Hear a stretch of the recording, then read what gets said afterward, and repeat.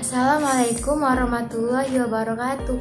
Hai semua, perkenalkan nama saya Feby Mayori Rande dari MM4 semester 3. Nah, kami dari kelompok 2. Dalam video kali ini kami akan menjelaskan tentang tasawuf dalam hierarki ilmu-ilmu keislaman. Nah, stay tune terus ya guys. Warahmatullahi wabarakatuh. Kami dari kelompok 2 ingin mempresentasikan hasil dari materi kami yang berjudul Tasawuf dalam Hierarki Ilmu Keislaman. Perkenalkan, nama saya Heni Maisara sebagai pemateri kedua. Nah, di sini ada klasifikasi ilmu dan kedudukan tasawuf. Ada beberapa para ulama telah membuat klasifikasi ilmu berdasarkan sudut pandang Islam. Di antaranya itu ada pendapat Ibnu Khaldun. Klasifikasi ilmu berdasarkan sudut pandang Islam oleh Ibnu Khaldun dibagi menjadi dua jenis. Yang pertama, ilmu-ilmu hikmah dan filsafat. Ulum al-hikmiyah al-falsafiyah yang diperoleh dengan akal manusia. Yang kedua, ada ilmu yang diajarkan dan ditransformasikan, ulum al-naqliyah al-wadaniyah yang bersumber kepada syariat Islam, Al-Quran, dan hadis. Ibnu Khaldun mengkategorikan tasawuf sebagai salah satu dari beragam ilmu-ilmu syariah, ulum al-naqliyah al-wadaniyah. Nah, yang kedua itu ada pendapat dari Ibnu Al-Qayyim Al-Jauziyah.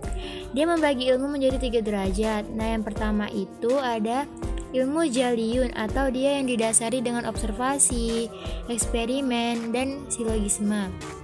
Nah, yang kedua itu ada ilmu kafiyun, yaitu ilmu makrifat. Nah, yang ketiga itu ada ilmu laduniyun, yaitu yang didasari ilham dari Allah. Dan tasawuf dikelompokkan kepada ilmu kafiyun dan laduniyun. Nah, yang ketiga ini ada pendapat dari Al-Ghazali. Berdasarkan perolehan ilmu, dia membagi ilmunya menjadi 2. Yang satu ilmu yang dihadirkan atau ilmu al-huduri, yang ketiga ada ilmu yang dicapai atau ilmu al-husuli. Sedangkan tasawuf dikategorikan sebagai ilmu al-huduri. Nah, yang keempat ini ada pendapat dari Syekh Muhammad Naqib Al-Atas yang membagi ilmu menjadi 2 jenis. Yang pertama, ilmu pemberian Allah yang disebut ilmu-ilmu agama. Yang kedua, ilmu capaian yang disebut ilmu-ilmu rasional, intelektual, dan filosofis. Sedangkan tasawuf dikategorikan sebagai metafisika Islam yang merupakan bagian dari ilmu-ilmu agama. Nah, dari segi bahasa dan istilah, kita dapat memahami bahwa tasawuf adalah sikap mental yang selalu memelihara kesucian diri, beribadah, hidup sederhana, rela berkorban, dan bersikap bijaksana. Nah, hukum mempelajari ilmu tasawuf ini adalah fardu ain bagi setiap mukallaf, sebab apabila mempelajari semua ilmu yang dapat memperbaiki dan memperbagus lahiriah menjadi wajib, maka demikian juga halnya mempelajari ilmu yang akan memperbaiki dan memperbagus batiniahnya manusia. Nah, karena fungsi ilmu tasawuf ini adalah untuk mensucikan batin agar dalam bermusyahadah dengan Allah semakin kuat. Maka kedudukan ilmu tasawuf di antara ajaran Islam adalah merupakan induk dari semua ilmu.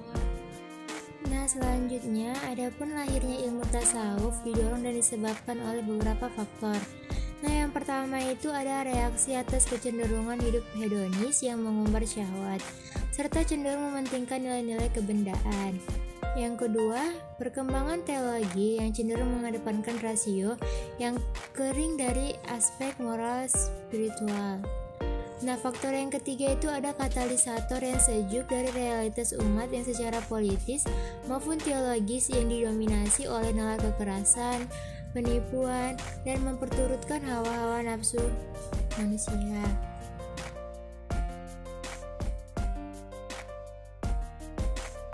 Nah, selanjutnya itu yang kita bahas adalah kedudukan tasawuf. Nah, yang pertama itu ada kedudukan akhlak dalam Islam. Nah, kan seperti yang kita ketahui, kalau akhlak itu sangat penting kan, apalagi kita yang hidupnya bersosialisasi ataupun yang sering ketemu orang, ketemu teman-teman, pasti kalau kita mempunyai akhlak yang jelek, mempunyai kepribadian yang jelek, pasti kita bakal dijauhi teman, dijauhin saudara, ataupun dijauhin siapapun. Maka dari itu, akhlak itu sangat penting dalam kehidupan karena dia mempunyai dampak yang sangat besar dalam kehidupan manusia. Nah, di dalam Islam, akhlak itu mempunyai kedudukan yang sangat tinggi sekali, seperti yang pertama, akhlak sebagai the central teaching of Islam atau pusat ajaran Islam. Nah, yang kedua, ajaran tentang akhlak baik yang teoritis maupun tuntunan praktis. Nah, yang ketiga, akhlak ukuran keimanan seseorang. Akhlak dalam Islam juga dijadikan oleh Allah sebagai tolak ukur keimanan seseorang. Kedudukan tasawuf dalam Islam. Kedudukan tasawuf dalam Islam memang tidak sama hukumnya dengan rukun iman dan rukun Islam yang sifatnya wajib, sedangkan ajaran tasawuf bersifat sunnah. Tasawuf merupakan metodologi yang membimbing manusia ke arah harmoni dan keseimbangan total, sehingga bertasawuf yang benar berarti berpendidikan bagi kesadaran emosi dan spiritual. Din al-Islam adalah keyakinan, tetapi apabila dilihat dari sudut keyakinan yang memotivasi untuk lahirnya amalan lahir dan batin. 3 sudut makna yang menjadi dimensi Islam tidak terpisahkan satu sama lainnya. Yang pertama ada qanaah, yang artinya menerima kecukupan. Yang kedua ada tawakal, yang artinya menyerahkan keputusan segala perkara, ikhtiar, dan usaha kepada Allah Subhanahu wa Ta'ala. Yang ketiga ada tobat, menyadari kesalahan sepenuh hati dan berjanji tidak akan mengulanginya. Tasawuf dilihat dari berbagai aspek sumber, tujuan, dan pembahasan. Dari aspek sumber, tasawuf sebagai salah satu dari ilmu syariah, menurut Ibnu Khaldun bersumber dari syariat-syariat Islam, yakni Al-Quran dan hadis, dan akal tidak memiliki peran dalam ilmu-ilmu syariah, kecuali menarik kesimpulan dari kaidah-kaidah utama untuk cabang permasalahannya. Dari aspek tujuan, pelajar sufi harus terus meningkatkan kualitas ibadahnya dan beranjak dari tingkatan terendah sampai tingkatan tertinggi, sampai mencapai kemantapan tauhid dan makrifat. Dari aspek pembahasan, tasawuf membicarakan 4 pokok persoalan. Yang pertama, pembahasan tentang mujahat, jaud, introspeksi diri, dan tingkatan-tingkatan spiritual. Yang kedua, penyikapan spiritual dan hakikat-hakikat alam gaib. Yang ketiga, keramat wali. Yang keempat, istilah-istilah kaum sufi yang diungkap pasca mabuk spiritual. Menurut Ibnu Khaldun, kebanyakan fuqaha menolak ajaran kaum sufi tentang ajaran tasawuf. Menurut Al-Tabtazani, dari abad ke-3 sampai abad ke-4, aliran tasawuf terbagi menjadi 2. Yang pertama, tasawuf sunni, yaitu aliran yang memagari pengikutnya dengan Al-Quran dan hadis, serta mengkaitkan ajaran mereka terutama keadaan dan tingkatan rohani mereka dengan kedua sumber ajaran Islam tersebut. Di antara sufi yang termasuk dalam kelompok ini adalah Abu Hamid Al-Ghazali. Yang kedua, tasawuf falsafi, yaitu aliran yang cenderung kepada ungkapan-ungkapan ganjil, memadukan antara visi mistis dan visi rasional, dan banyak menggunakan terminologi filosofis, bahkan dipengaruhi banyak ajaran filsafat. Di antara sufi yang termasuk dalam kelompok ini adalah Suhrawardi, Al-Mahtul, dan Ibnu Aradi dan Mullah Sadrah.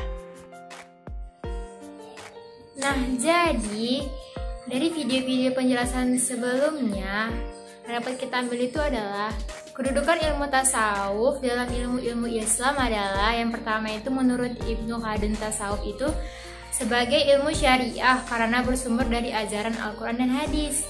Sedangkan menurut Al-Ghazali, tasawuf ini dikategorikan sebagai ilmu yang dihadirkan, sedangkan menurut Ibnu Al-Qayyim, tasawuf dikategorikan sebagai ilmu makrifat dan ilmu yang dasari ilham dari Allah Subhanahu wa Ta'ala. Sedangkan menurut Syekh Muhammad Naqvi, tasawuf dikategorikan sebagai metafisika Islam yang merupakan bagian dari ilmu-ilmu agama atau the religion science. Nah, tasawuf sebagai salah satu dari ilmu syariah yaitu berdasarkan Al-Quran dan hadis. Jadi oleh karena itu kita sebagai pelajar sufi juga harus meningkatkan kualitas ibadah untuk mencapai kemantapan tauhid. Nah, di samping itu juga tasawuf juga membahas tentang mujahadah. Yang kedua terus introspeksi diri.